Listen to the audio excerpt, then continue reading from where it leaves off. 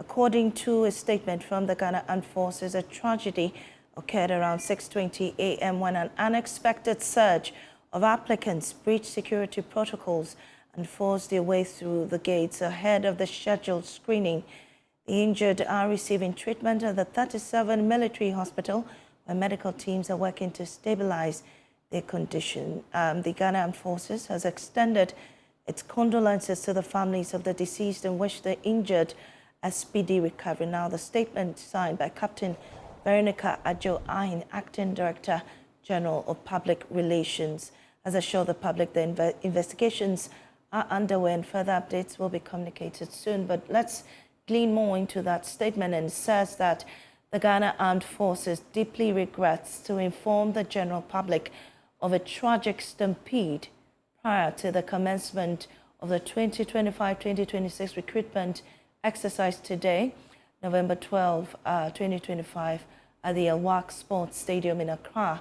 Preliminary investigations indicate that the stampede was triggered by an unexpected surge of applicants who breached security protocols and rushed into the gates ahead of scheduled screening at about 6:20 hours. Now, the unfortunate incident led to the death of 6 potential recruits and many others injured. The injured are currently receiving emergency medical care at the 37 Military Hospital.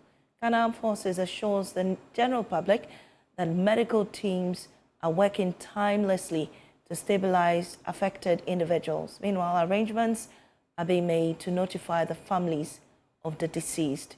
The Ghana Armed Forces extends its deepest condolences to the families of the deceased and wishes a swift recovery to those injured. Further updates will be communicated. And earlier on, as said, this was signed by Veronica Ajo-Ahin, Captain Ghana Navy, Acting Director General, Public Affairs of the Ghana Armed Forces.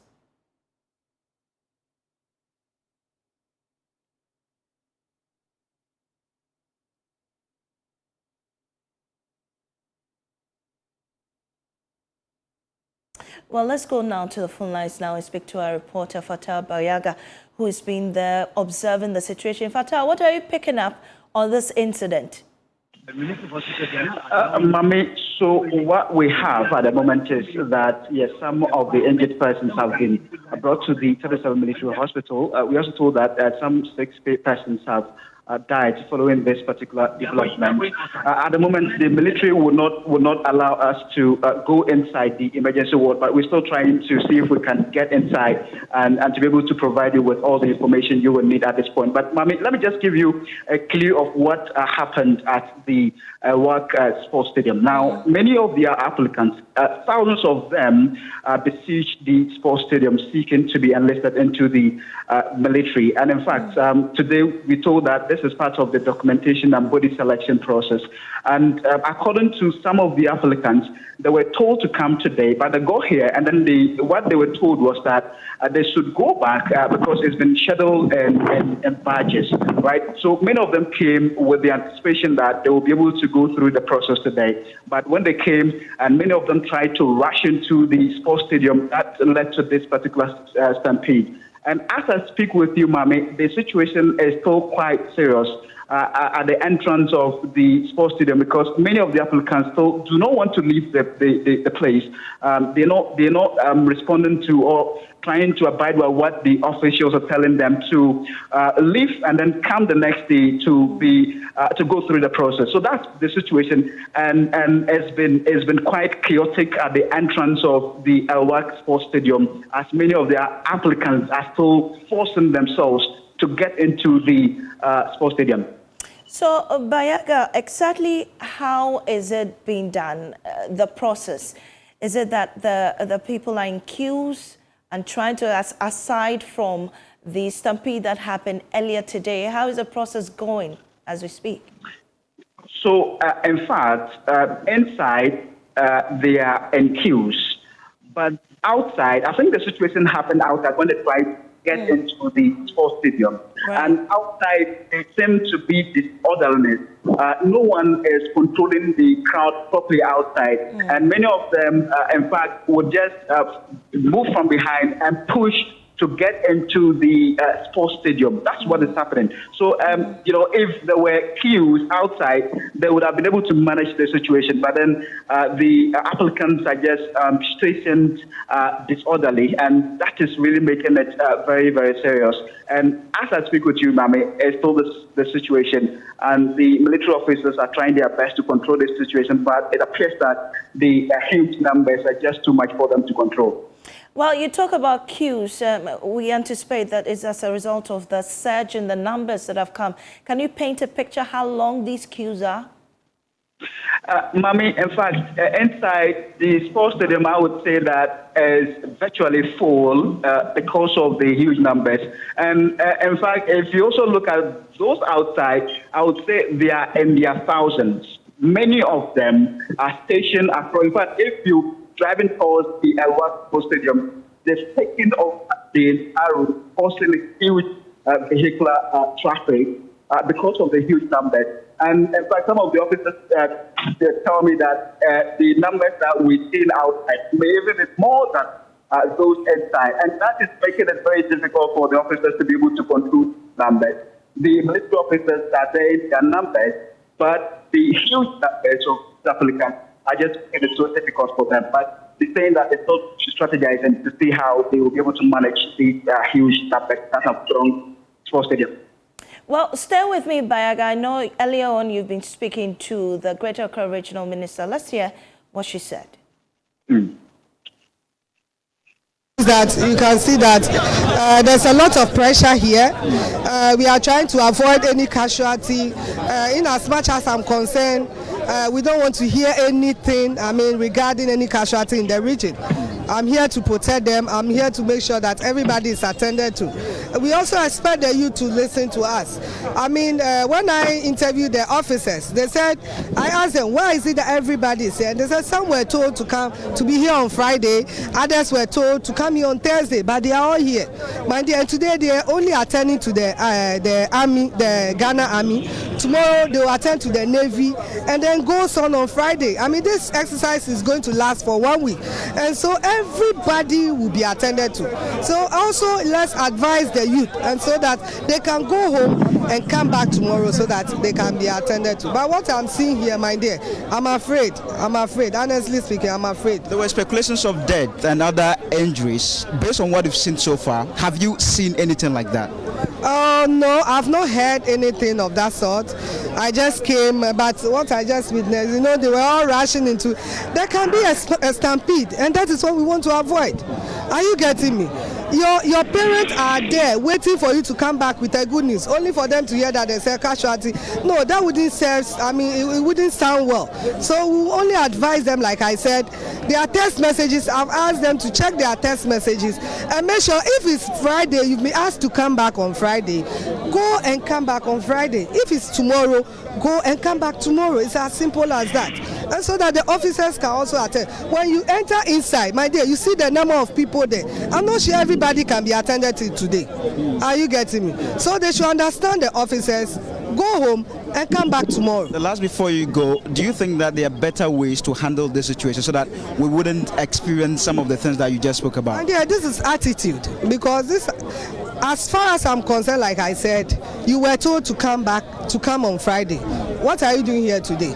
Looking at the huge number of people that has applied, are you getting me? So they know that they cannot attend to everybody, and that is why they've segmented them. They said today come here, tomorrow, this group of badge is in badges.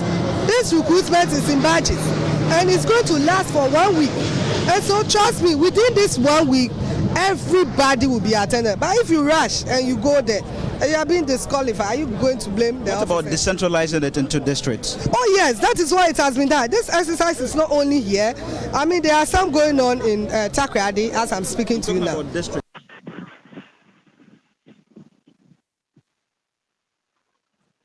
And my colleague Bayaga speaking there to the Greater Accra Regional Minister Linda Oklu. He's still with me on the line. Bayaga, I know you are the 37 Military Hospital.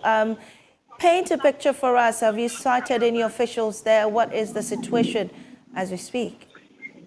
Mami, at the moment, we're told that the military high ranking is here at the moment at the hospital. That's what we are told.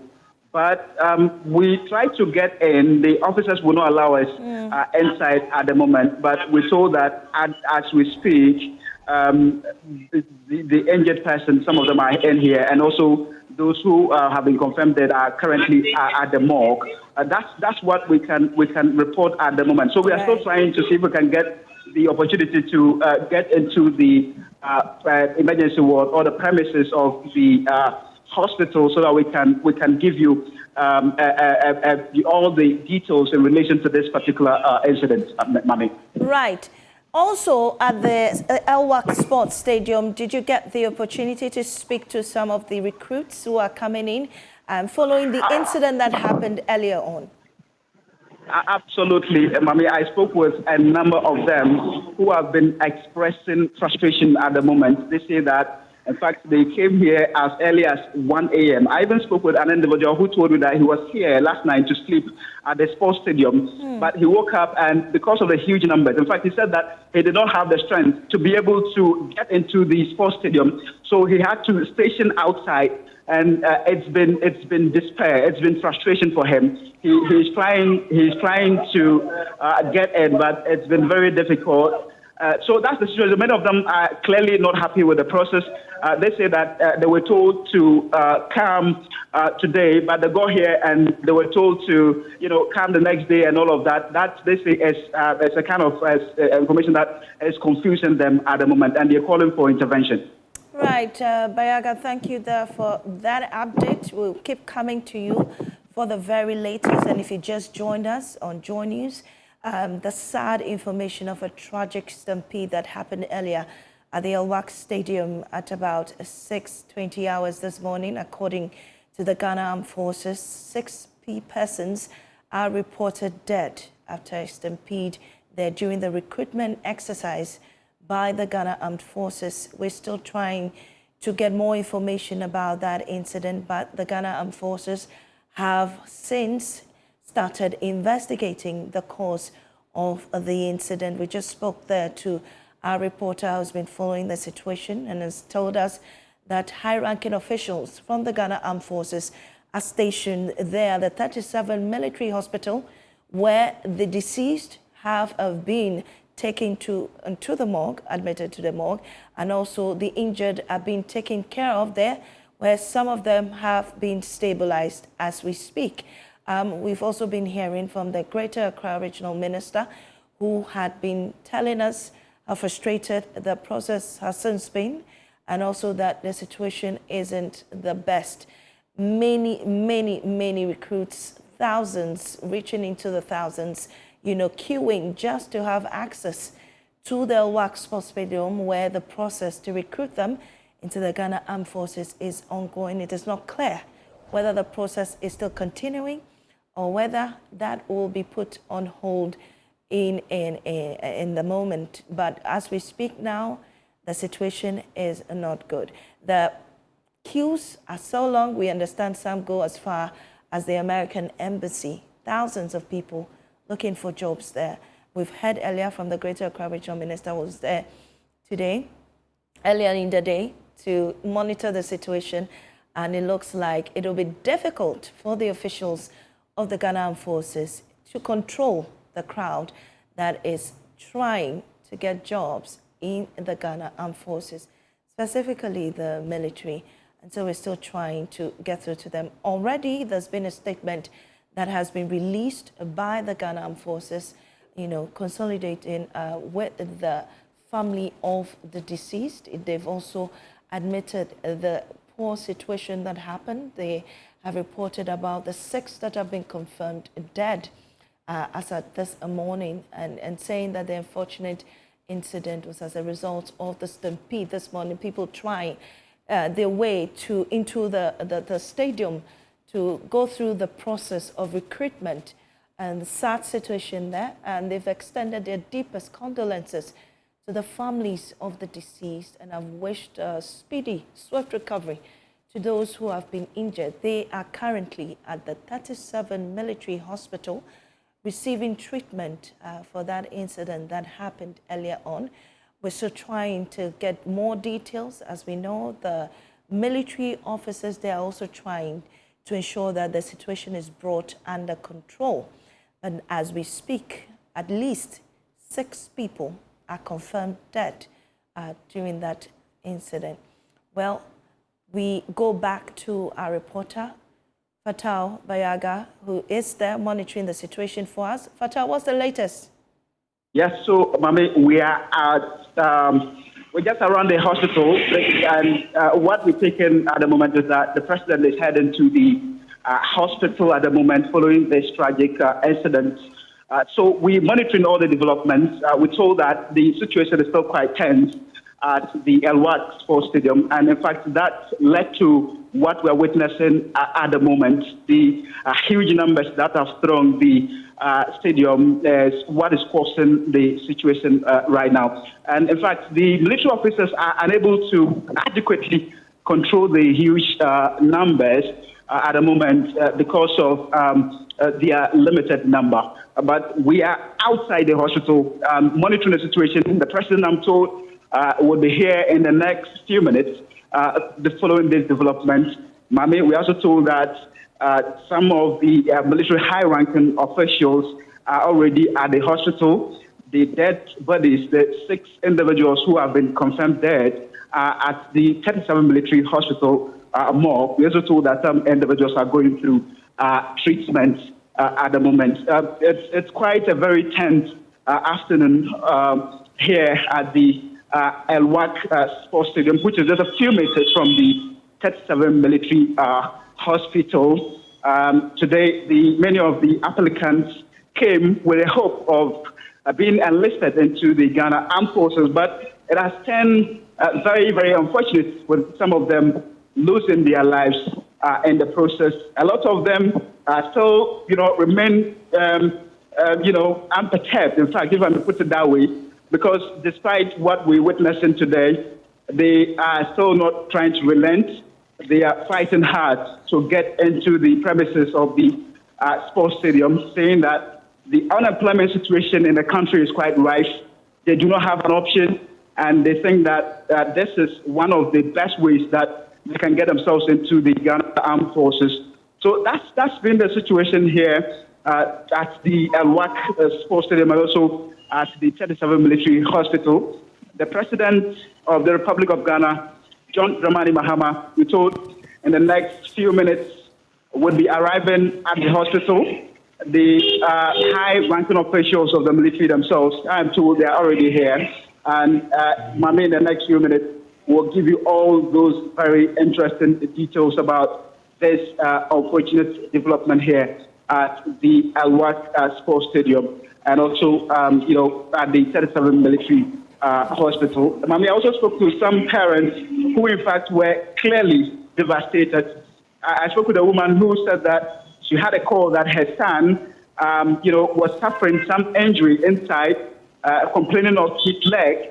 I wanted to see the son, but I wasn't able to do that because the military officials prevented me from getting inside. This woman was virtually crying because she heard that her son was traumatized. Her son was suffering some leg injury, but she wouldn't, or the military officers wouldn't allow her in at the sports stadium. And the grief was palpable on her face as she tried to, in a way, get to see her son and be sure that he was okay.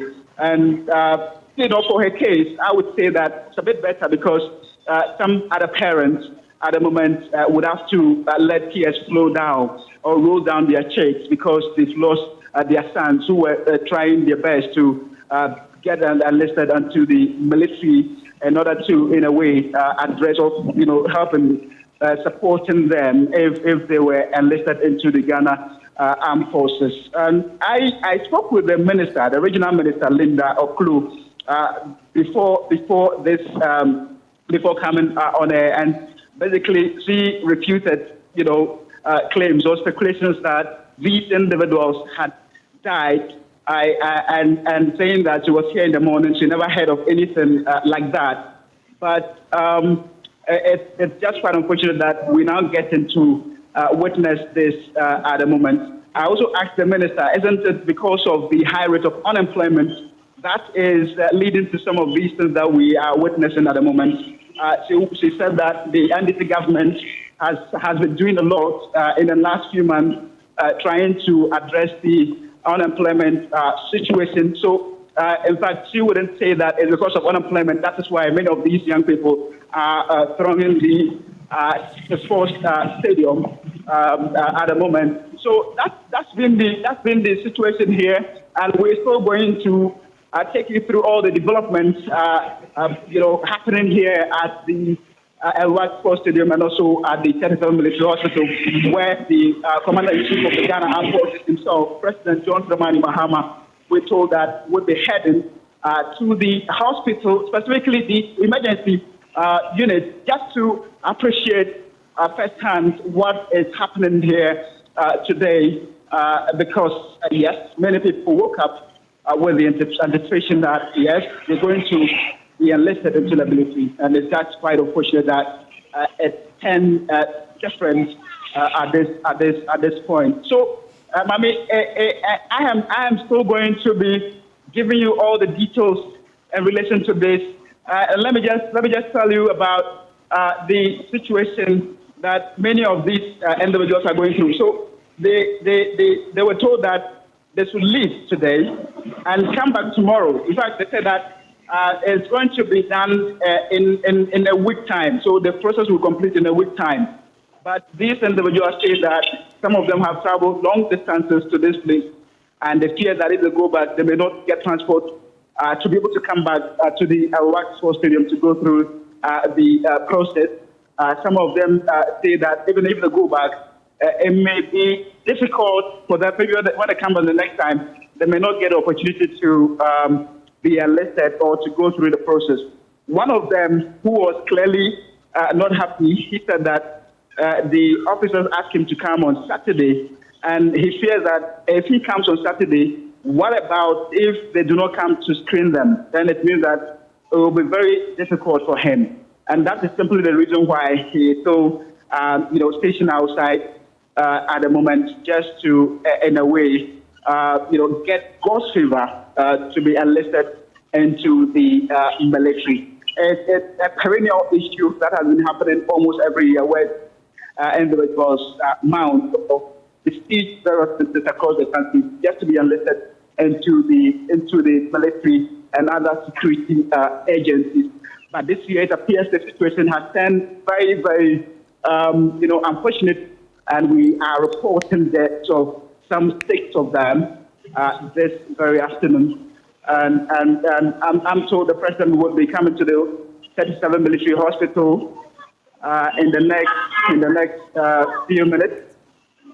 So we are stationed right here at the entrance of the 37 Military Hospital. When the president arrives here, we will take you inside and give you all the details, blow-by-blow details of this very unfortunate development happening this afternoon here in Accra. All right.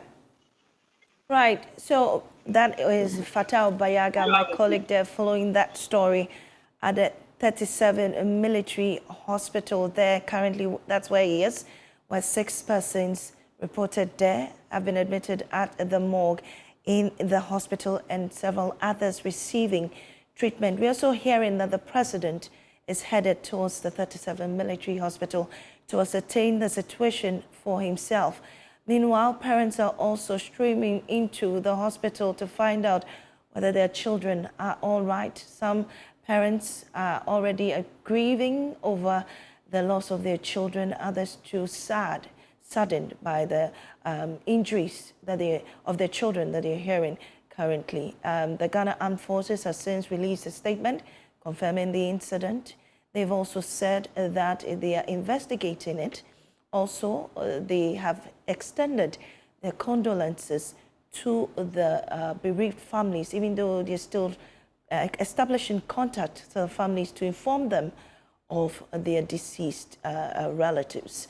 We also know that the Greater Accra Regional Minister was there earlier, has been speaking to the situation. She observed the long queues, hundreds running into the thousands, many potential recruits queuing as far back to the American embassy, trying to get into or be enlisted into the Ghana Armed Forces. Meanwhile, we're still trying to get more details of this developing story for you. Definitely on Joy News, the best. We know that the high-ranking military officials are also at the 37 Military Hospital, ensuring that everything goes smoothly. Those that are injured receive treatment, and also speak to those whose families have lost relatives today. We also understand that more is being done to ensure that this process goes on smoothly. Fatah is still with me on the line. Fatah, what's the latest you're gathering?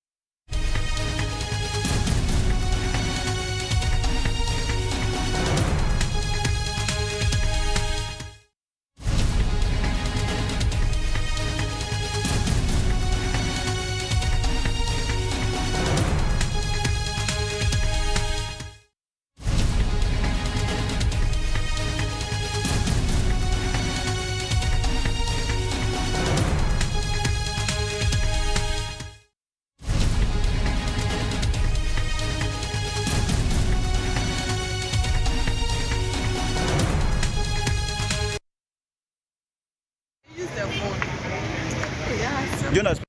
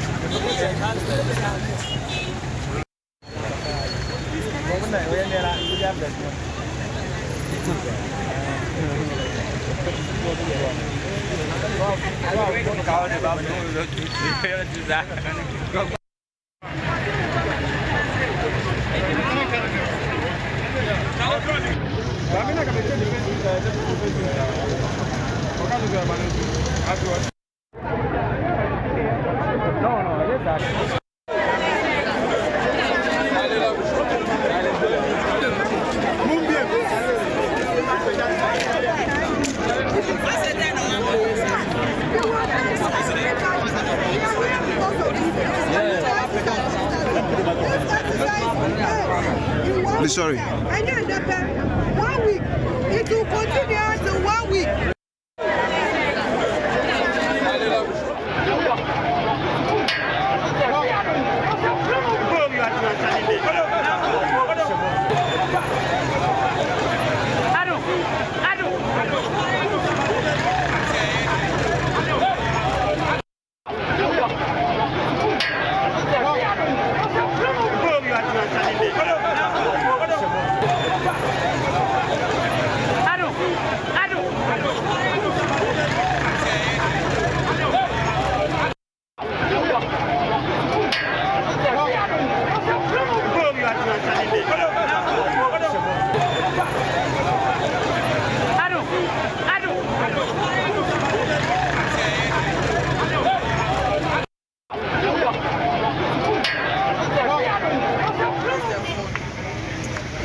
Jonas.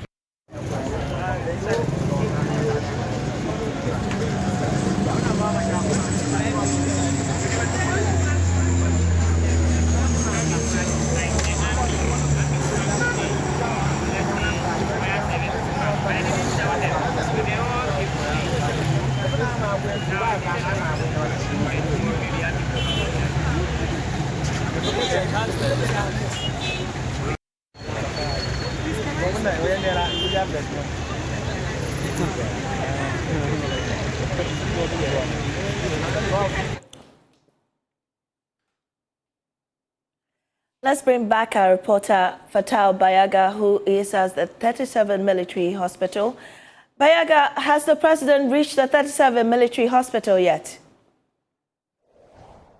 El-Wak Sports Stadium, many young people seeking to be enlisted into the Ghana Armed Forces thronged the sports stadium, and something very unfortunate happened. We're told that a stampede happened at the moment, and that led to the demise of some 6 individuals. In fact, it has been very chaotic from morning till now at the sports stadium, as many of the individuals, these young people, are trying to get into the stadium. So at the moment, I have seen some high-ranking military officers just drove inside the 37 Military Hospital. I'm told that the president, that's the information I'm picking, that the president himself, who is the commander-in-chief of the Ghana Armed Forces, will be heading here in the next few minutes. But I must say that it's been a very, very tense morning till now at the El-Wak Sports Stadium, and now we told that some 6 persons have died. This morning, when we got to the sports stadium, many of the young individuals were trying to enter the sports stadium, and that led to this particular stampede. And as we speak, it's still a very difficult situation for many of these persons. I spoke with a woman who said that she picked information that her son was injured following this particular development. She tried to get into the sports stadium, but the military officers would not allow her in, and this woman was virtually crying. The grief was palpable on her face as she sought, she tried so hard to get to see the condition of her son. And the situation at the sports stadium is that thousands of individuals, I'm told, thousands of individuals have besieged the sports stadium. Many of them went inside the sports stadium, and according to the military officers, it was virtually full, and others were also stationed outside because they could not get the opportunity to go inside. And the situation led to what we are experiencing at the moment. So very soon I'll take you to the hospital itself when the president arrives to just give you a briefing as to what exactly he would say, because we told he's coming here to get first-hand information in relation to this very heartbreaking story. In fact, the military officers they are unable to control the huge numbers at the sports stadium because of their limited numbers. And one thing that we observed was that they did not ask them to be in queues. So because of that, some of them could just push from behind, and when they do that, those in front would they will be pushed to the wall and all of that, resulting in some of these particular situations. According to the Greater Accra Regional Minister that I engaged early on, she said that based on the information that she picked, there was nothing like that. She herself, when she saw that the situation was getting tense, what she did was to calm them down. She told them that, your lives are very important at this point. Listen to the military officers, go back home, and then you come back the next day. In fact, the military officers said that they structured the whole thing in batches, and tomorrow, Friday, and then Saturday, the process will be completed here in Accra. But many of the young guys fear that if they leave today, they may not get the opportunity to be enlisted into the military. And that is exactly why they are risking it all, just for them to get the opportunity to go through the process today. Thousands of them came here in their numbers. And that has been the situation. We are currently stationed in front of the 37 Military Hospital, where the Commander-in-Chief of the Ghana Armed Forces himself, President John Dramani Mahama, we told that would come here. Very soon we'll try to take you inside the hospital just to give you all the briefing in relation to this, especially when the president arrives. That's when we would take you inside the hospital just to let you appreciate all the things that are happening here. But it's been a very tense morning for a lot of these young people, and including their parents, who themselves came and were waiting for their awards to be enlisted into the Ghana Armed Forces. So that has been the situation here at the 37 Military Hospital. Very soon, when the president arrives, we are here to give you all the updates as far as this particular issue is concerned.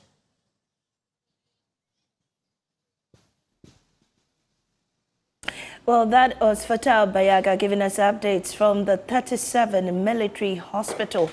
We know now that 6 persons at least have died from this tragic stampede that happened at El-Wak Sports Stadium.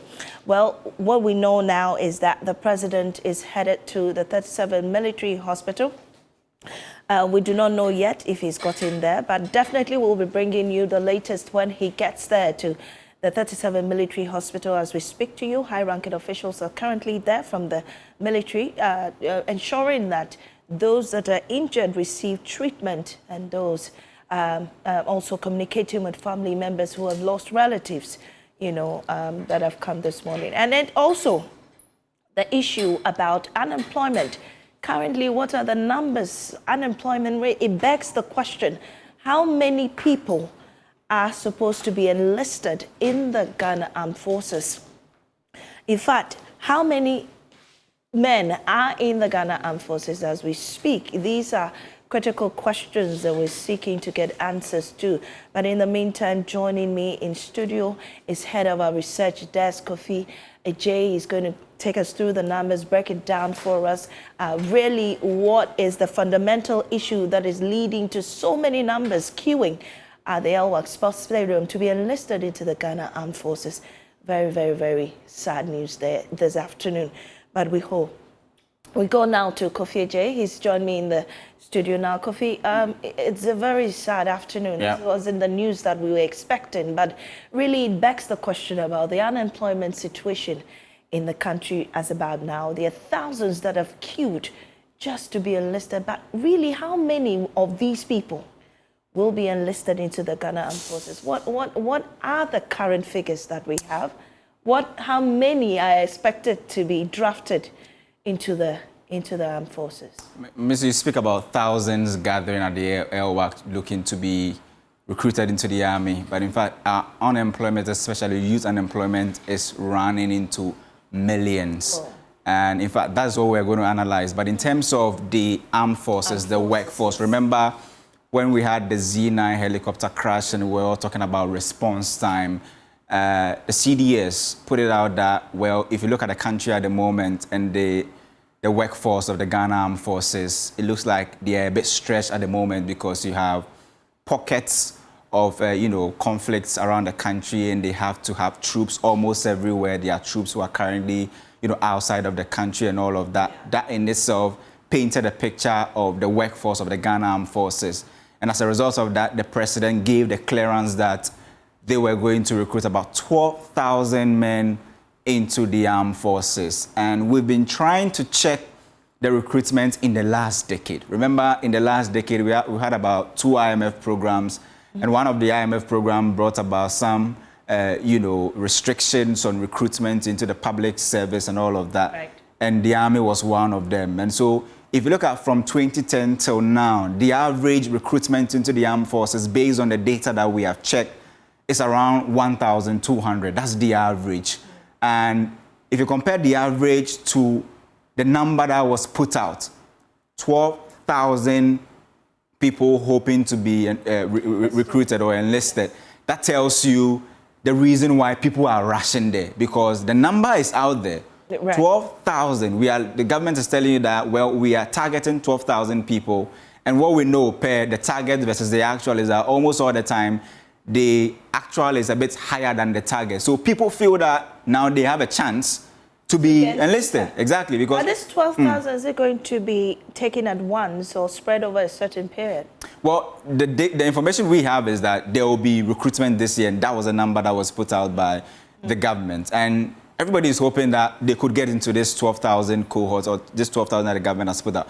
But if you are trying to understand why we have a number of people trooping into El-Wak trying to get enlisted, it's because of this figure you see on the big wall. Indeed. That 2 million Ghanaian youths are not in any educational, exactly, they are not employed, neither are they in training. 2 million Ghanaian youth. So if you ask yourself about this number, a number of them will feel that, well, now that the president is saying 12,000 people, get ready, military is ready to take you, they will be fancying their chance and say that, well, now we have a chance. And remember that there are people who have been trying years upon years, trying to get into the armed forces, and they failed on several occasions and are hoping that this is their time. There are also others who feel that, well, my party is in office, so I have the chance. There are, people who are gathering, party folks and saying that, well, they are doing enlistments and they are busing people to those places. And that's why you are seeing the high numbers. Because there's a new government in town. It has actually declared that 12,000 people can be recruited now. Everybody feels that they have a chance. And if you compare this 12,000 to the average numbers we've seen over the decade, this is more or less like an outlier and possibly why we are seeing even a stampede. And I saw the video that the military were even struggling to control the crowd. And that should tell you the number of people who have massed up at El-Wak trying to get into the army. But if you decide to... So, Kofi, let me come back to you. We'll delve into the numbers shortly. Joining us this afternoon is the ranking on the Interior and Defense Committee, Reverend John Intimfojo. We're grateful for your time, for joining us. This is a sad situation. I believe you've heard the news. 6 people dead trying to be recruited into the Ghana Armed Forces. What did you pick up? What's the initial information that you had? Yeah, Mamiesi, first and foremost, my sincere condolences and sympathies to the bereaved families of all the sadly and tragically perished potential recruits to the Ghana Armed Forces, and those who are undertaking the screening processes and have been reportedly who have reportedly lost their lives.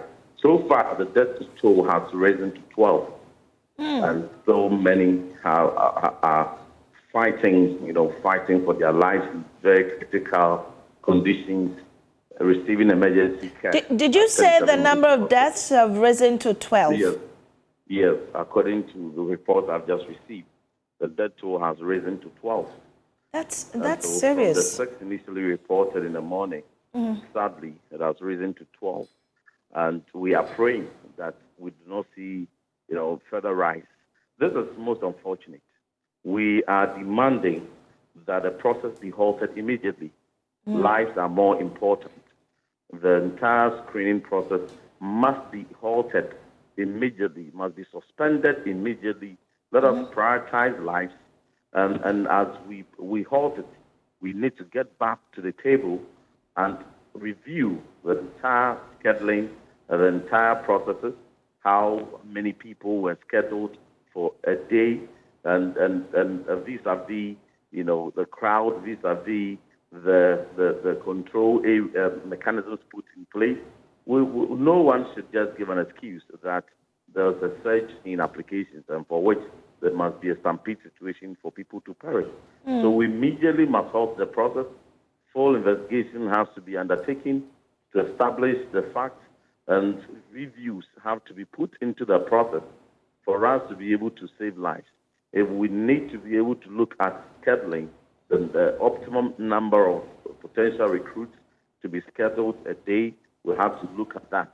If we even have to further decentralize Greater Accra, Ashanti, and some of the high-demand, centers, we need to take that decision very quickly and halt every process so that we prevent further death toll and to save lives. And then when we have put all those measures in place and we are satisfied that our potential recruits are not going to have to risk their lives in their quest to serve their nation, then we will give the clearance for the process to recommence. But immediately, let us suspend all screening processes and prioritize the lives of our citizens. It is so sad. This is so sad. Why must people perish in their quest to serve their nation? Proper arrangements need to be put in place. It is so sad that when the minority constantly gets certain suggestions which need to be taken into consideration, all in the name of goodwill, it is glossed over. We are talking about the ministry as defense ministry. For 3 months, there's no proper leadership. of the defense ministry. And we have said it again and again, that appoint a substantive minister for defense to ensure there's proper leadership at the Ministry of Defense. So you anticipate that the lack of leadership may have led to the process not being well planned to anticipate this large... Leadership is very key in military planning. Leadership is very key. And so no one should take for granted the risk. We kept warning that the fact that we don't have a substantive minister for defense is very dangerous. It is risky. Let us not wait for disasters to occur. We shouldn't lose lives before we do the right thing. This is not politics. Please, this is lives at stake. Whatever we can do to save lives, let us do it. Let's put politics aside and for once, prioritize lives of our citizens. The security and safety of our citizens is so key. Now, these 12 young people have died.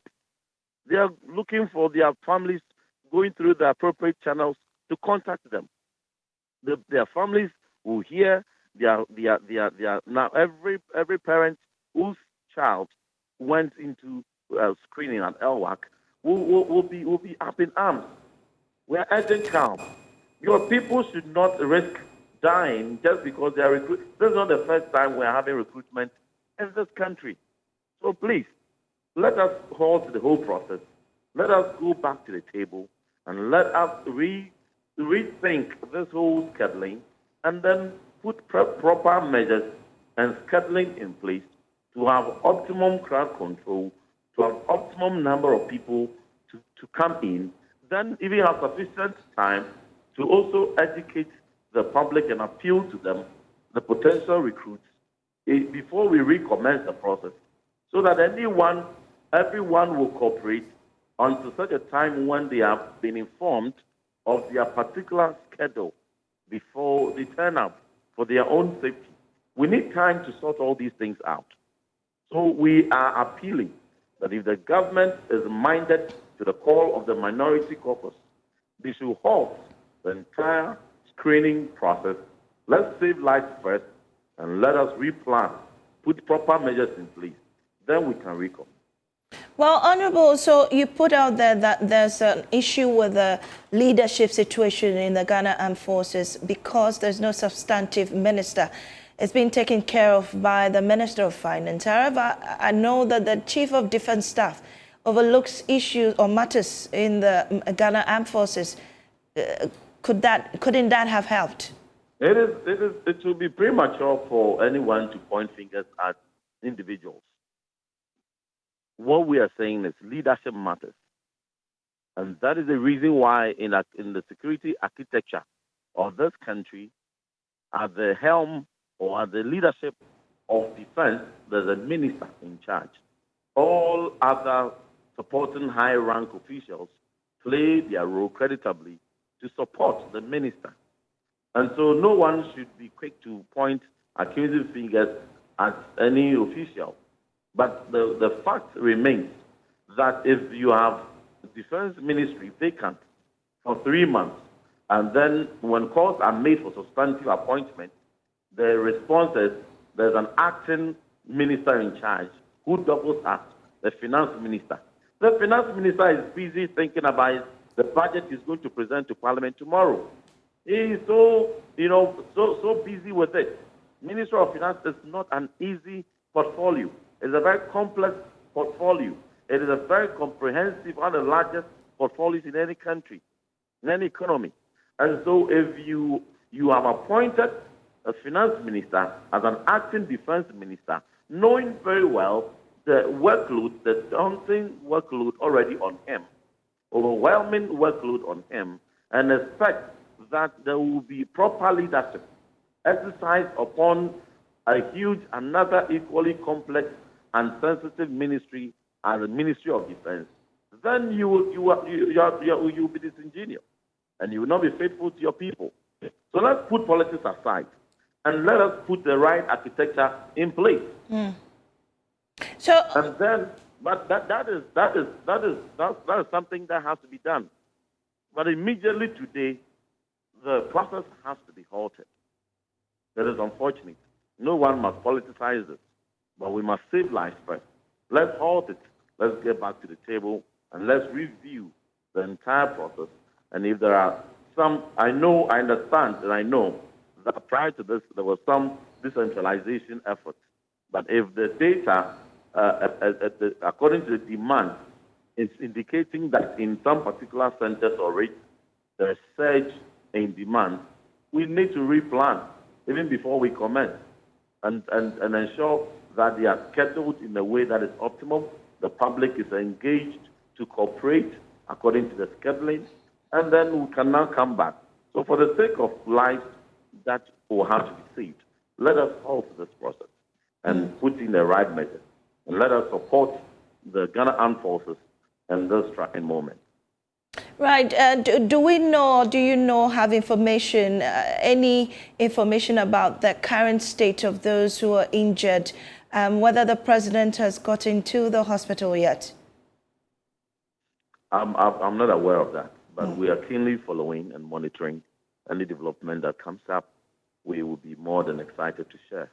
I'm sure the media may also support in this regard and dispatch reporters to the various recruitment centers and to the various relevant places, so that you also obtain some of these information firsthand, so we can all support in ensuring that the public safety of our citizens are not compromised. Well, the issue of unemployment comes up strongly because of the current situation that has happened. At least the number we know now is 2 million Ghanaians that are not in any form of employment or in training.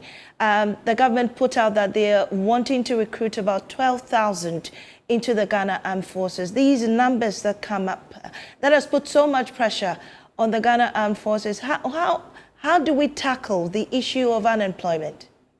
Let's put it in perspective. Yes, unemployment remains one of the national security threats in sub-Saharan Africa, not only Ghana, sub-Saharan Africa.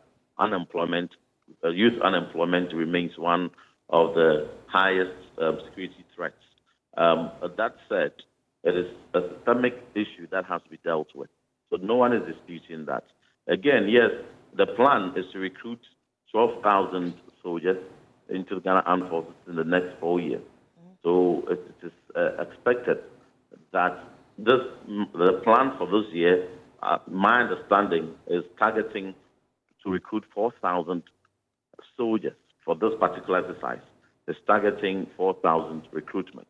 And so the numbers may not be an excuse for which stampede situation should be created. It could be avoided.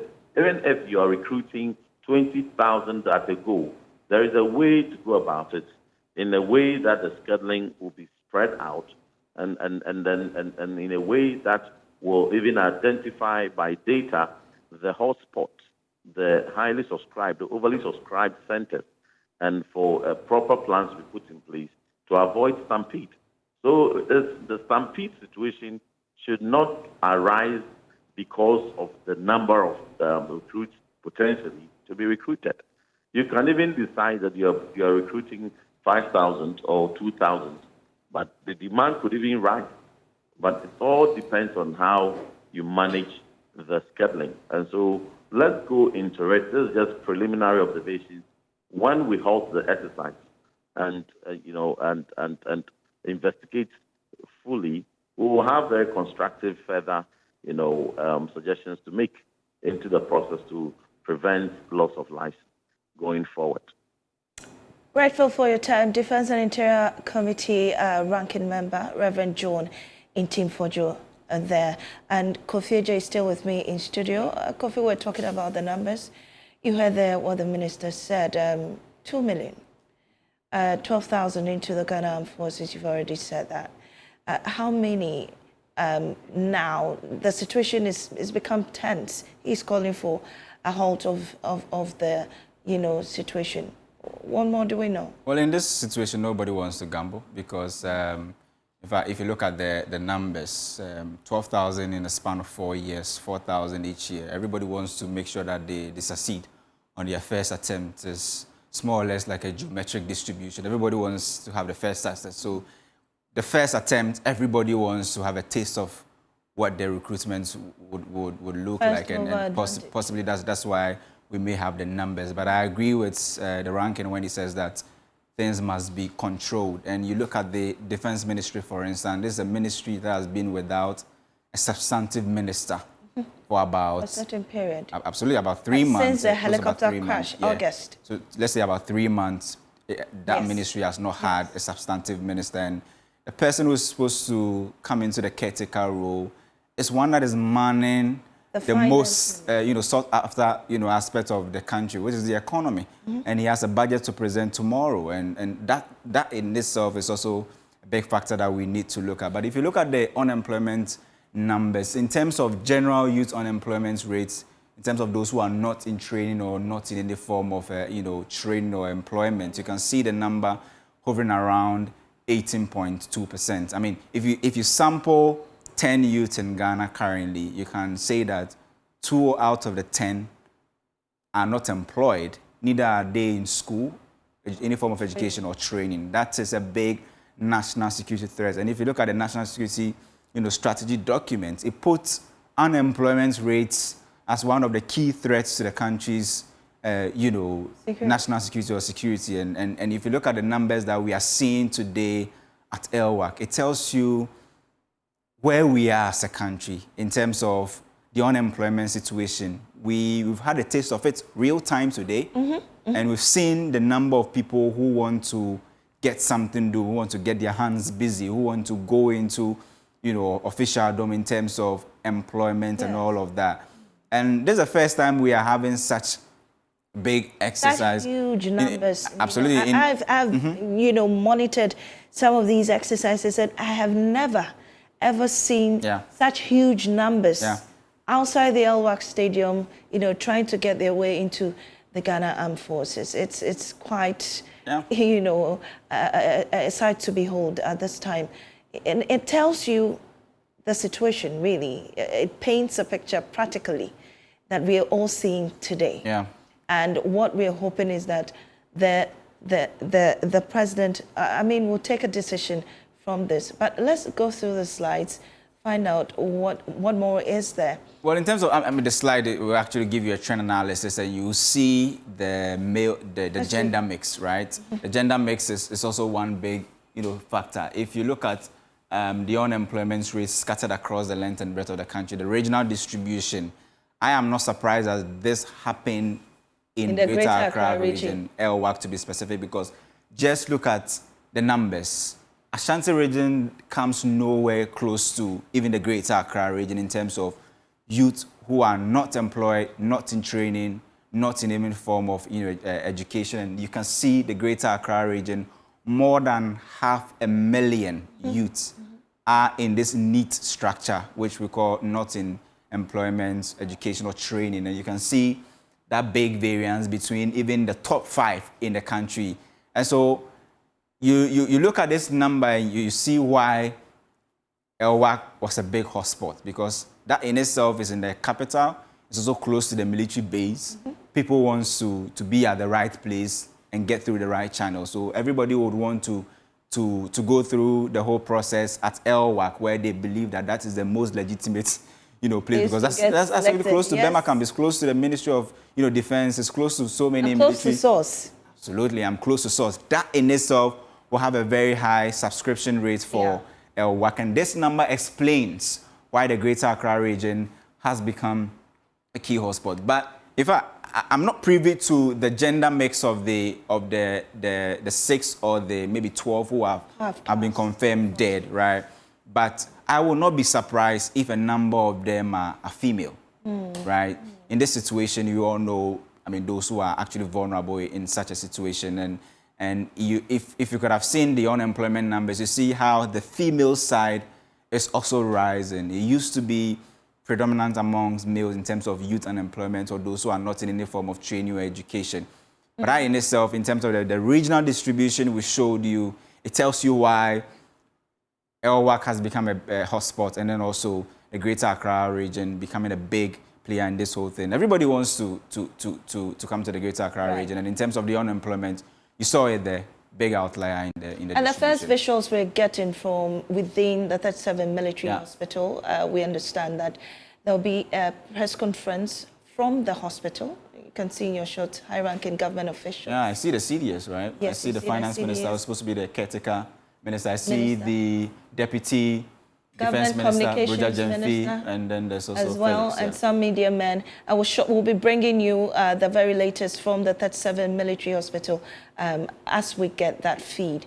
I suspect that the president should be in the hospital by now to tell us more about the developing situation in there. And we can see the finance minister chit-chatting with the government communications minister. Yeah. I think the president should be in. Let's go to our reporter, Fatal Bayaga there. A large entourage, including the acting defense minister, Castle Atuforsen. I've also seen the chief of staff arriving here. So as the president is in your shots now, exchanging pleasantries with some of the ministers here. The acting defense minister, Castle Atuforsen, is here. The minister in charge of government communication, all of them are here, even including the deputy defense minister. Are all here this afternoon because of this particular tragic incident. We're told that the president is here to get first-hand information in relation to this tragic incident which happened earlier today, where some 6 persons who were seeking to be enlisted into the Ghana Armed Forces unfortunately passed when they tried to get into the El-Wak Sports Stadium.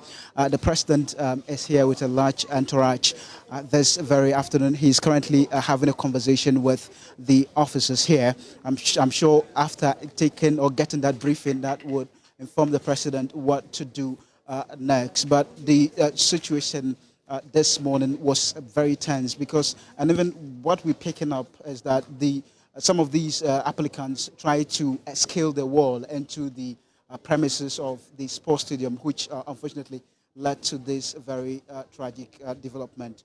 Mami, in fact, this morning the numbers at the sports stadium were very huge, and the limited number of military officers were unable to control the large numbers, and they were pushing from.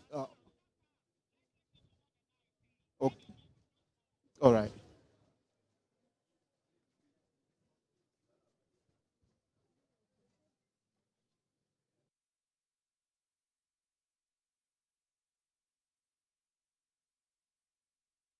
Allow us to do that at the moment. They wouldn't allow us to listen to what is happening at the moment.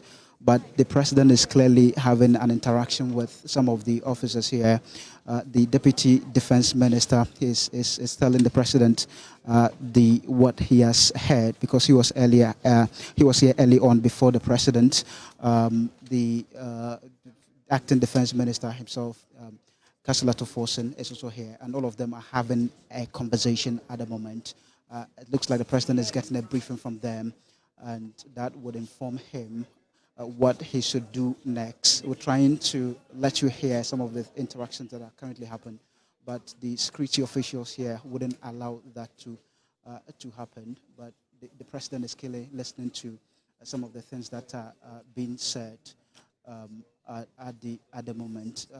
Just as I was saying, the large numbers at the sports stadium, El-Wak Sports Stadium, probably led to this, because the sports stadium, we're told, that was very full. So now the president is going inside the emergency ward. We are following him to know what will happen.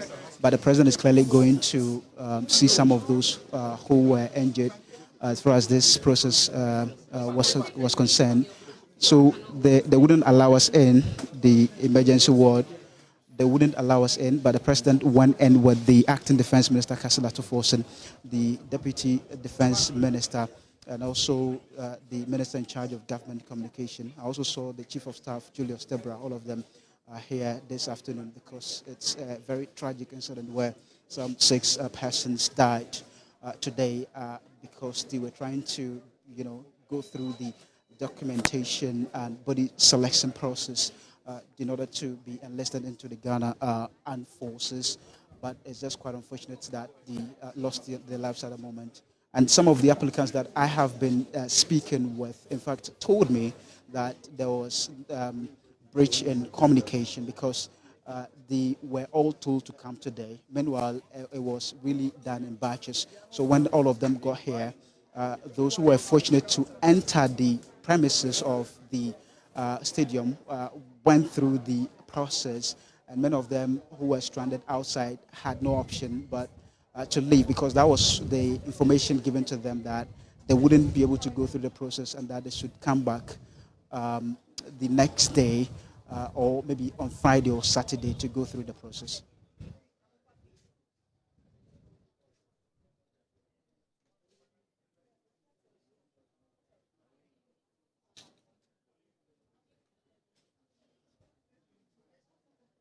So we are now going inside.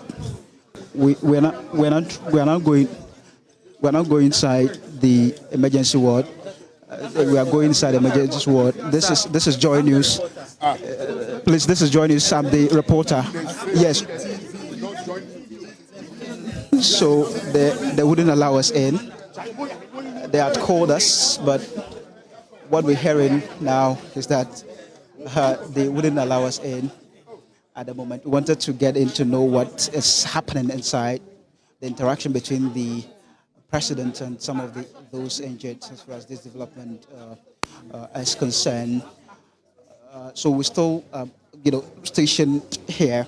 As and when we are given the opportunity to go in, we will bring you all the details as far as the development here is concerned. The development has drawn the attention of the president himself, who just drove in a few minutes ago with a host of other government officials, including the Minister in charge of Government Communication, Felix Kwashiorfosu, and the Deputy Defense Minister. In fact, he was here early on, even before the President arrived, to receive the briefing. And when the President arrived, the first person he interacted with was him, just to appreciate the situation at first hand before he would go in there to see the victims for himself. In fact, I must add that the acting Defense Minister, Kasela Tufosen, is also here, and clearly, when he was arriving here, I could see that there was pain.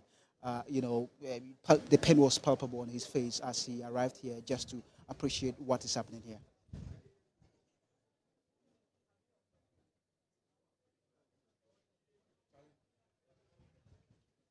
So we're still outside the emergency, so the trauma and surgical emergency ward. We station outside the entrance to the ward, monitoring all the developments here. The media persons, we are here in our numbers, but they wouldn't allow us in at the moment. And we're just waiting to see and to hear what the president would say this afternoon following this very tragic incident. And in fact, this has been a perennial situation where thousands of young people go to various centers just to be recruited or go through the necessary process to be enlisted into the Ghana Armed Forces. But it looks like this year's situation has turned very, very unfortunate, where we recording death because some of them, based on the videos we've seen, tried to scale over the wall at the El-Wak Stadium. And this probably led to what we are reporting this very afternoon. In fact, we will leave no stone unturned this afternoon as we bring you all the details regarding this very unfortunate development. I spoke with a woman who was clearly traumatized. In fact, she said she received a call from her child that he was suffering some leg injury, and the woman wanted to just have a view, or wanted to just see the condition of her child, but the military officers who were at the entrance of the sports stadium would not allow her in, and in fact the pain on her face, I mean, I could see the struggles or the pain that she was going through at that point, just to catch a glimpse of her son and be sure that he was okay. And that was just the situation for a lot more parents who came there. When they heard the news, they just quickly rushed there to be sure that their wards were safe.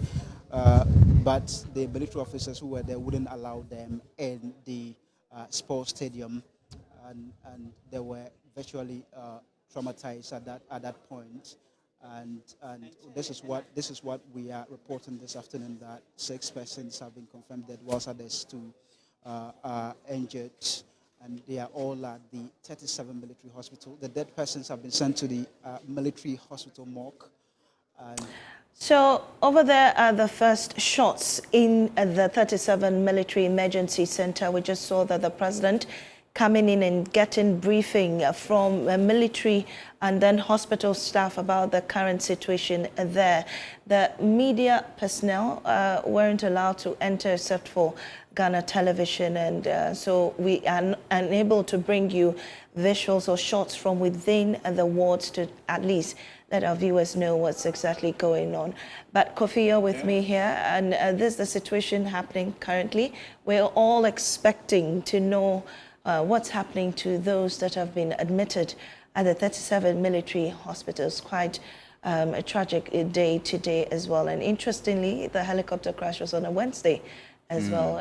I'm beginning to wonder what's Yeah. with Wednesdays, you know. Somebody actually had a theory on Wednesday. It has a number of, it's linked to most of the national disasters. I think even the incident that happened in Circle, the disaster, as well as May 9th or so, all on Wednesday. Wow. There was a theory around, Wednesdays, and in fact, it's unfortunate that this time around we have another incident also happening on a Wednesday. But in fact, we need to take cognizance of the response time, right, from the 37 military hospital to where the Jubilee House is. I think that the response has been very swift because we understand the president was actually billed to be in Kumasi to launch the Nkokon Kitinkiti program, but he's decided to put that on hold and respond to this national emergency. Which is understandable. This Absolutely, supersedes any other thing in this country. And in fact, you could see that he wasn't just there alone. He was there with the finance minister, who is the caretaker minister for defense. For the ministry, yes. The defense ministry, the deputy is also Deborah Jajemfi, and government spokesperson on communication, Felix, is also there. That should tell you that this is a big national issue, because for the finance minister to leave the finance ministry, and when we know that tomorrow is when the budget is being presented, should tell you that the government considers this as a national security issue and a big issue, and that's why you see all of them there, and that indicates to you that they're actually taking everything serious. And don't forget, he's also the commander-in-chief of the Ghana. Absolutely, I saw the CDS also there, and the president trying to get information from the military in terms of what happened and all of that. But I think the response time needs to be commended, how we were able to get the president, the CDS, and other top government officials, even including the finance minister, who is supposed to be going through the budget and seeing where he will cut and where he will do what.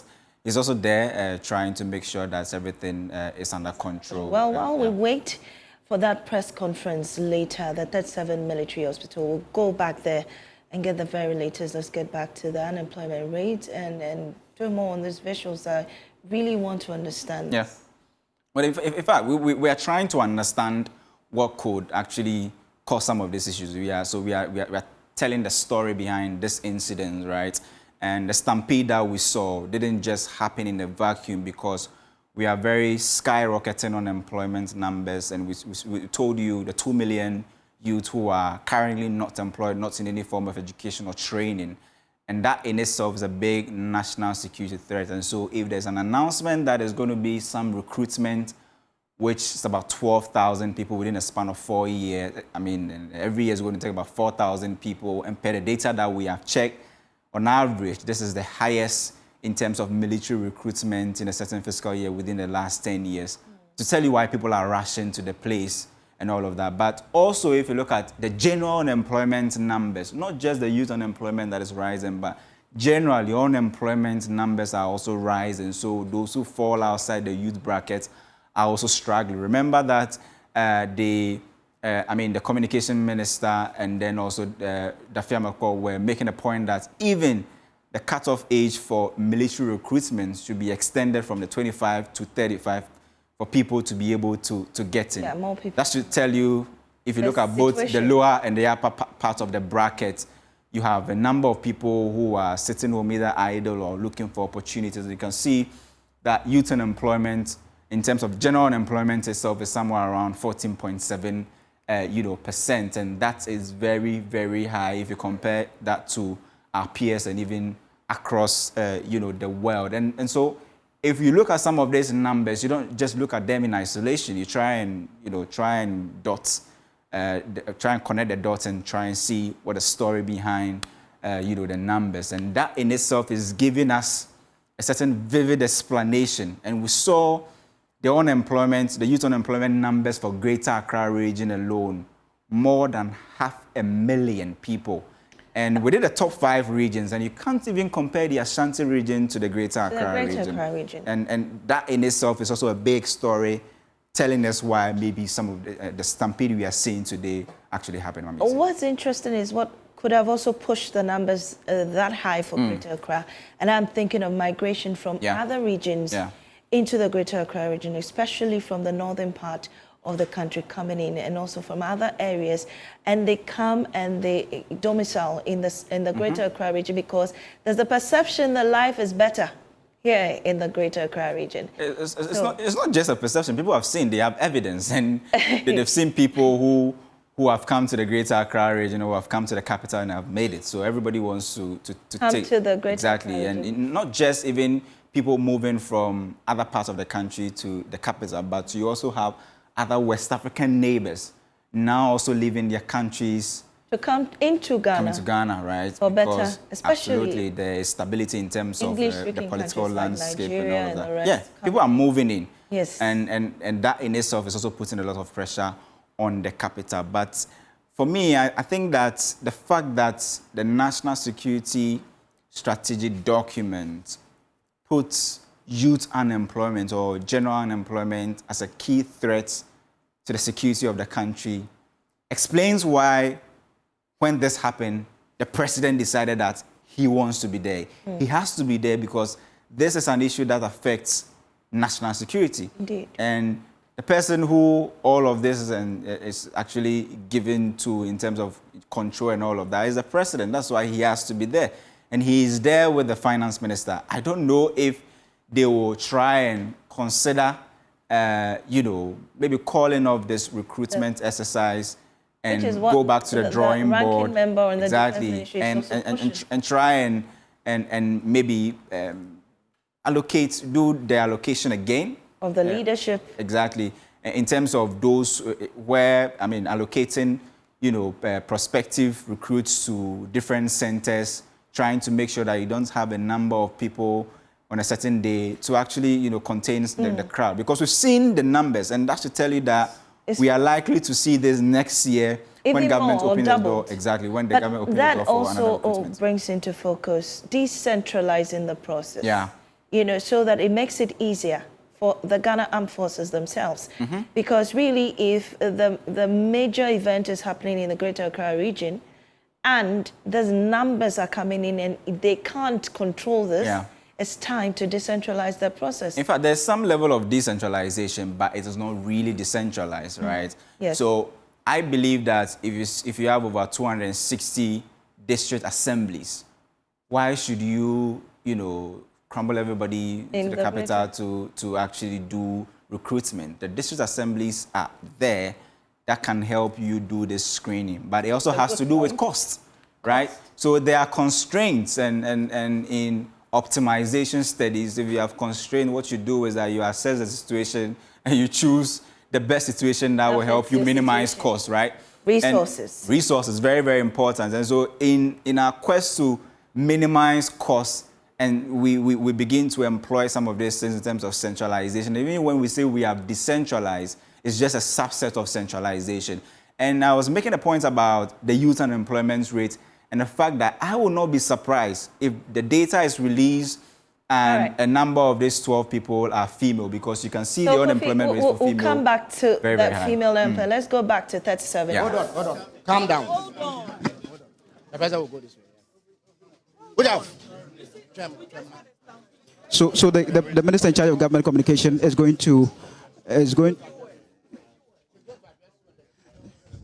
So the minister said that the military will be talking to us basically and to give us a briefing as to what exactly happened. The president went in the ward and he has come out. So let's listen to him. Abraham Kwabia. I need to just get something straight. There's an erroneous information going out. The casualties we have that came through were 28 in number. Those who are dead are 6 and not 12. Those who are critical and in ICU are 5. We have 12 who are fairly critical. The rest are stable. Thank you.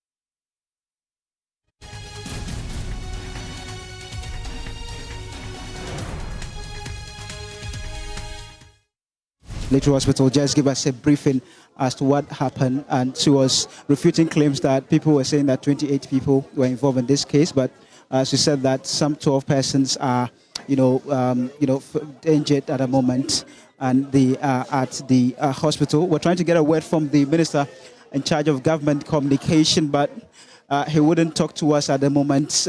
Perhaps what we're picking up is that there may be a briefing at the presidency later today, just to give us a clue of what happened here at the hospital. The Deputy Defense Minister, Ns. Broja Jemfi, is here, just trying to see if we can get a word or two from him at the moment. Following this development, he himself went inside the hospital, the trauma and emergency ward. So we're trying to see if we can get a word from him at the moment. The president has just left with the finance minister and acting defense minister, Kassila Tuforsen, and also the minister in charge of government communications. But the deputy defense minister is still here. We're just trying to see if we can get a word or two from him as far as this tragic incident is concerned. So he's still having a conversation with the military high officials, and we are monitoring all of this. We are unable to hear what they're talking about, but they are clearly having a conversation in relation to this particular incident. And in the next few minutes, if that is done, we'll try and get a word or two from him at the moment. But we heard from the commander at the hospital, who said that there were speculations that some 28 persons were involved in this case, but she said that based on what they have, there's just 12 people who were involved, and then we're told that 6 have been confirmed dead at the moment, and they are at the hospital morgue. This tragic development has brought the president himself here. Let me see if I can. The commander of the hospital is here. I don't know if I'll just try and see if I can get a word or two from her, if she will talk to us about the situation here and how they intend to manage those who are injured at the hospital at the moment. But that's the situation. The Deputy Defense Minister clearly, as you can see in your shots, is leaving the hospital now. He wouldn't talk to the media at the moment. We're told that there may be a briefing also from the government later today as far as this very tragic incident is concerned at the moment. So the Deputy Defense Minister is leaving now. The President himself, and then a host of other government officials have left, and the Deputy Defense Minister is also living here. We wanted to, in fact, get more information in relation to this from the military, but they wouldn't agree to talk to us. They wouldn't agree to talk to us at the moment in terms of providing us with detailed information as far as this issue is concerned. But we are following all the developments, and as they unfold, we will let you hear every single thing.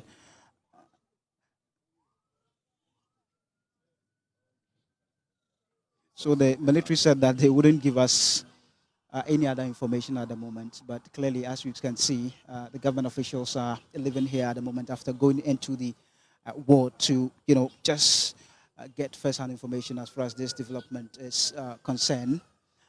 We're trying to see if we can maybe speak with some family members, but we've not found any yet. When we do, we will let you hear from them about this very tragic situation. So the military high command is also living at the moment.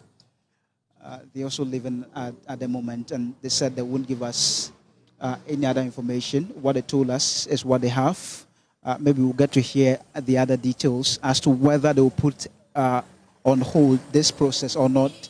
Maybe that will be determined by the government, and the Commander-in-Chief of the Ghana Armed Forces himself was here. So we will later hear from the government as whether this whole process would be put to a stop at the moment, or to be would be held at the moment, just to allow investigations into this particular situation. So you can clearly see the hospital commander having a conversation with other officers here at the premises of the hospital. We're trying to, have a detailed conversation with her, but she wouldn't talk to us. She wouldn't talk to us at the moment, saying that the information she gave us is what they have, or what they have to give us at the moment. But we're still waiting here. If we get family members whose wards were involved in this situation, just to have a conversation with them to know how they feel about this particular process or this situation, and what they want authorities to do in order to put an end to what we are witnessing today in Accra, where early on there was a stampede at the El-Wak Sports Stadium, which led to the demise of some 6 persons. And we also told that some 12 individuals are currently receiving treatment at the 37 military hospital.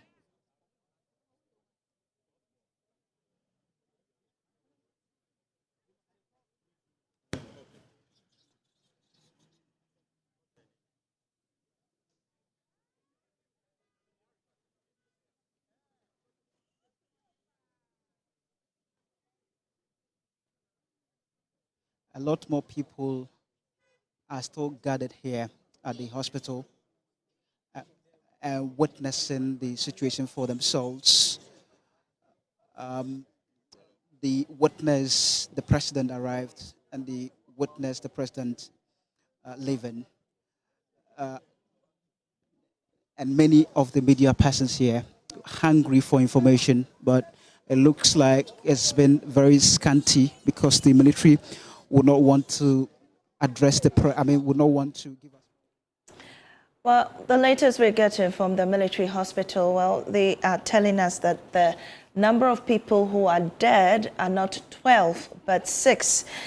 28 casualties were sent to the 37 military hospital, also 12 in fairly critical condition, and 5 in the ICU. And so that is the latest on the figures that have come.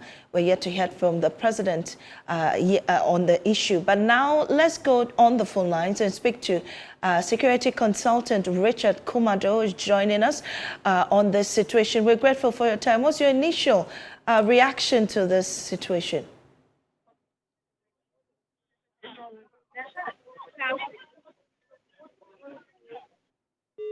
Mr. Kumado, can you hear me?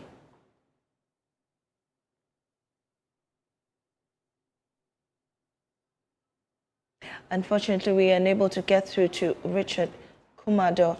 The information we're getting from the 37 military hospital is that 28 casualties were brought in, 6 people are dead, and not 12 as we received earlier on from the ranking member on the Interior and Defence Committee in Parliament. And we're still trying to get more updates on this for you. We'll be absolutely updating you on the very latest, Kofi. So this simply means that, I mean, out of the 28 that made it to the 37 military hospital, you have 5 who got there, but were fine, right? If you do the math, if you have 6 people there, 12 in critical condition, 5 in ICU, it'll tell you that 5 who came there are fine, right? So those are the distribution in terms of the 28 that in terms of the casualties put out by the military. Yeah. Right. And so we're still discussing, we're still trying to establish more information on this very developing situation. And we're talking just before the break to 37 military. We're talking about the gender distribution of unemployment here in the studio before we went out. Do you know the figures, Kofi? Yeah, in fact, I was making a point that I will not be surprised if the numbers come in terms of the distribution of the 28 casualties, and the gender mix is that we have a number of them who are maybe female, because if you look at the unemployment numbers, although you have the national average being around 14.7% for all age groups, those who are available and can work. And if you look at the NEET, rate, which is around 18.7%, you have female unemployment rates being above the average. If you can show this on the screen for our viewers to know, you see female unemployment rates has risen above, all the other unemployment rates. You have the national unemployment rates in terms of the general one being somewhere around 10.9%. Right. Both sexes are 14.7%. Male unemployment rate 10.9%. Female unemployment rate 17.7%. You can see the big variance between female and male. Female in red and male in black, 17.7 as against 10.9. And many are saying that, well, these days, if you ask the male, are you employed? So far as the person is into betting, they will say that, well, they are employed. So it could be that's why maybe we are having the female numbers going up. But technically, seriously, I mean, this is a big national security issue where you have unemployment rate, general unemployment rate reaching somewhere around 14.7%. But the worrying trend is the fact that if you look at this chart that we are showing you, female unemployment rate is both above the national average for both sexes, and also big variance between female unemployment rate and that of male unemployment rate. You can see Q4 of 2022, there was that sort of convergence in terms of the rate. You can see it there here where both male, female, and then the national average were all between the bound of 12.3 and 10.1. But fast forward to Q3 of 2023, you're seeing 17.7% for female. That's a big worrying trend that we are seeing, yeah. Interesting analysis there. But apart from the betting, I'm wondering what else will be pushing the female numbers so high. Is it that more females are becoming breadwinners in their family and so they're seeking employment? It could be, but yes, because the definition for unemployment means that you must be within the age range, acceptable age range. You must be ready to work and available to work. You need to satisfy these 3 conditions before you can be classified as unemployed. We come back to that. Yeah. And joining us now is Security Consultant Richard Kumado, and joining us on the phone lines. We're grateful for your time. Very unfortunate Wednesday, but what's your initial reaction to what's happened? I think to the extent that we've done this recruitment for many years, and we anticipated some of these results, it's a situation that would have been avoided, and it's a situation that shouldn't have led to losing a single life. To the extent that we have lost 12 lives, it means that some level of accountability regimes. Well, let me come in. The figures as we know now are 6, not 12. The military corrected that. You've lost 6 lives. Yes. You've lost 6 lives, and the media is reporting that several people are injured. It means that some level of accountability will have to be checked. I am thinking those responsible for the recruitment could have been more creative, they could have been more innovative, and they could have been more strategic. Strategic in the sense that we know there's people who have applied, and we listed them and asked them to come for a particular exercise today. We have the Independence Square, we have Accra Sports Stadium, we have El-Wak Stadium, we have Legon Stadium, and we have Botema Stadium. If we have separated them, then it's not likely we are going to have huge numbers of people at El-Wak, for which some couldn't endure, and they are fainting, and there was a stampede. So I think we would have been a bit more strategic to avoid this, because this is avoidable in the first place. Well, we spoke to the ranking on the Defense and Interior Committee earlier, and he's raising a concern about a gap in the leadership situation at the Ghana Armed Forces. You know, the caretaker minister is the Minister of Finance, who is also preparing for a budget reading tomorrow. So there seems to be some, lapse when it comes to organizing this situation or the process of recruitment. What do you think of that? No, I think this is solely responsibility of soldiers. This is military exercise. This has nothing to do with politics, unless they are looking for the politicians for money. But until then, if they are not looking for politicians for money, this is something they do all the time. They have done it year in and year out. It has nothing to do with politics. Let's not bypass and use the back door. No. Our brothers and sisters in charge of recruitment have questions to be answered. And they would need to explain to the whole world or to Ghanaians what happened at ECOWAS and why we didn't anticipate this large number, particularly when the people have applied and they have their data. And what was the standard procedures we're following? We are not the only country doing recruitment into our Ghana Armed Forces, and there are standardizations all over the world. If we want to benchmark the best practices, we would have done it. Right. And seeing the situation now, what else do we do moving forward? I was happy the last time when the president said recruitment is going to be done on a regional basis. Maybe they might want to exploit that, but there are better ways of doing it. And they just have to be a little bit sober and be creative about it. And I don't think they have handled large numbers before, large troops movement. Large people have come under their command as soldiers, and they are diligent at what they do. And I don't think this is something that is beyond their control. So probably we'll need to review the process and have a procedure check. If we review the processes and have the procedure check, then I think we will come to a stage where we'll be a bit more creative, a bit more innovative, and a bit more strategic. So, Mr. Kumado, it begs the question about decentralization, what you've said about doing it in the regions. There's also the issue about resources, being pumped into the military or even the Ghana Armed Forces for organizing, recruitment exercises like this. There is that restraint. No, military budget is not something I want to put out there. But remember, these boys and girls have paid for registration. Is that not it?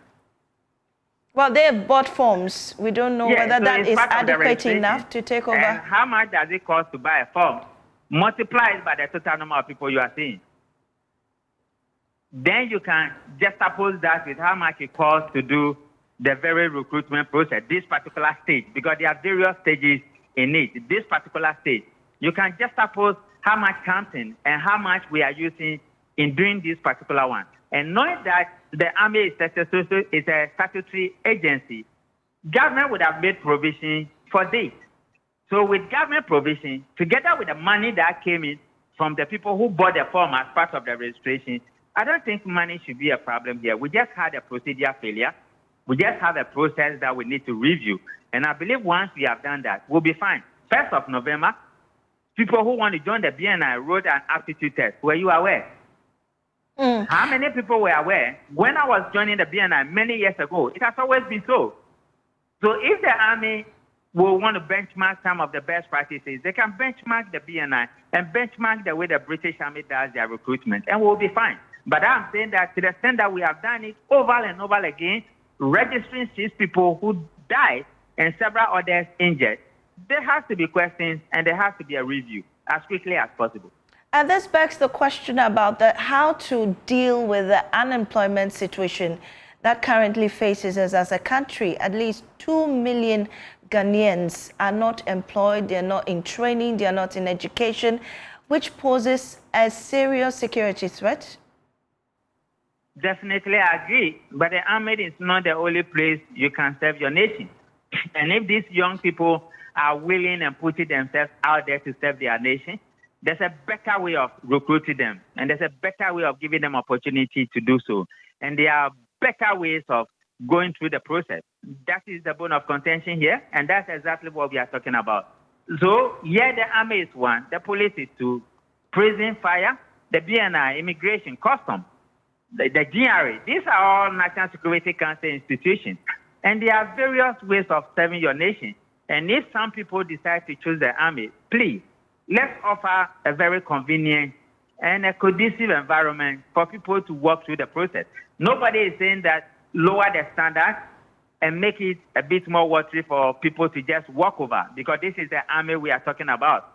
We are talking about endurance, we are talking about stability, we are talking about momentum. And those who can pass those tests are all key points for them to go through. But the manner in which we are doing it, where 6 people are confirmed dead and others injured, there has to be a system review and there has to be a procedural re-examination. And I believe it's not beyond the capacity of the army to do so. Once they've done those ones, we can do it far better, which will make the process more creative, more innovative, and more strategic. Well, my colleague Kofi Eje is here and would like to ask you a few questions. Well, Mr. Kumbada, I want us to look at the Defense Ministry, which has been without a substantive minister for close to about 3 months. And many have said that leadership plays an important role in such an exercise. If you look at this current equation, would you say that the fact that the ministry doesn't have a substantive minister possibly could have gotten this issue under control? If you look at this issue as an event, I believe the Minister of Defense is aware. I believe the Minister of Defense would have provided whatever responsibility comes under his desk. But the bigger question we ask in a democracy, what is the role of our deputy ministers in governance? And what is the role of a vice president to a president in a democratic system such as ours? And I think if we want to enhance our democracy and open up the frontiers for innovations and for productivity, then we need to ask those questions and answer them critically. But then again, if you elevate the argument, when it comes to issues about the army, those decisions are critically taken at cabinet level. And whether you have a substantial minister or not, it will still go to cabinet level as a team, and the team will take a decision. The day-to-day activities are performed by the CDS, because the CDS is the #1 soldier in this country. The IGP is the #1 police officer in this country. The director of BNI is the #1 security intelligence in this country. Politics play little role when it comes to some of these things, unless there are some levels of commitment, money, and resources we need from politicians. Other than that, these are solely operational issues, and we might not even need politicians. But I agree with you. Once the position becomes vacant, let's fill it as quickly as possible. And we still have every loophole that may take us by surprise. But I can also tell you that this particular one we are seeing has nothing to do with political leadership. It has everything to do with a military procedure that is not giving us the right result. Let's look at the total number that was put out there by both the president, the finance minister, and even the defense ministry to say that we are recruiting 12,000 individuals into the army, and we understand that this will be done in 4 phases for 4 years. Would you say that the number alone that people read in the media and in articles that 12,000 people are going to be recruited into the army, would you say that that in itself, resulted in the kind of mad rush we are seeing for this, position? It's a team called Democracy and Governance Risks. One of the risks that comes out there is communication, political communication. So if that is where you want to go, I agree with you perfectly. Recruitment into the Ghana Armed Forces is solely the responsibility of the military. And I don't want politicians to be coming there and be speaking about it. But we live in a country where politicians must platform and say they have sent this number of people into police, this number of people into military, and they see it to be achievement and they want people to clap for them. These are the resultant outcomes you get as a result of that. So if we are saying that people saw it and they rushed, yeah, it could be a possibility. But I'm also saying that the military has the capacity to handle huge numbers. And this shouldn't be a test they must fail. they have to learn from it and review the procedure and the processes as quickly as possible. That makes their recruitment structure very creative, innovative, and strategic. They can benchmark the internal processes I spoke about and that of the British. And they will see what goes on. And brother, we are talking about the police, we are talking about the fire service, we are talking about the prison, which forms are coming out on the 15th of this month, which is Friday. And a large number of people are going to apply. For many years, I have been on the crusade that if 10,000 people apply for last year, and you pick a number of people and you do not pick the other people, an opportunity comes. Why are you not writing to the other people to come and apply again? Particularly when the children are paid as part of the registration. But we overlook them, and every year we ask new people to come and apply again. And I think the state is duping the kids because they apply. You know you are taking this number of people, and huge numbers apply, and the procedure to save it, nobody knows it. And people apply for all of them. It's not like you are paying 200 cedis that allows you to apply for all the security agencies. But army takes you some money, prison takes you, police takes you. And I think it's becoming a burden on some parents, and we need to look at it again critically. Do you also agree that the process as we speak should be halted so that things are properly put in place? According to reporters, if not from your media house, some other media people are saying that, if my memory serves me right, they are saying that they asked their children to go and come Saturday and they refused to go. If you look at what happened there today and how others got in and others complained that they were not supposed to get in and they circumvent the queuing process and they got in, people are skeptical. They have to work harder to persuade these kids and to convince them that they have to go and come again. But when it comes to review the entire procedure and talk about some of the things we've said this afternoon and taking them into account, by making the other venues available for certain people to get there and they will get the same result, I will be glad they do that. But how they are going to convince some people go home and come again, that is a responsibility for the recruiting agency. Thank you very much, security analyst, consultant Richard Komado there speaking to us. And as we said earlier, is a coverage of the incident that happened at the El-Wak Sports Stadium, the recruitment process of the Ghana Armed Forces. We understand 6 people have died in a tragic stampede that happened earlier this morning. The president and the ministry in charge of the interior and then the defense have already been informed about the situation. We'll still get updates on that, but that's how we wrap up this edition of that coverage. I'm Amisi Nyamiche Thompson. I've been doing this with my colleague Isaac Kofi Ejay. Thank you for your company.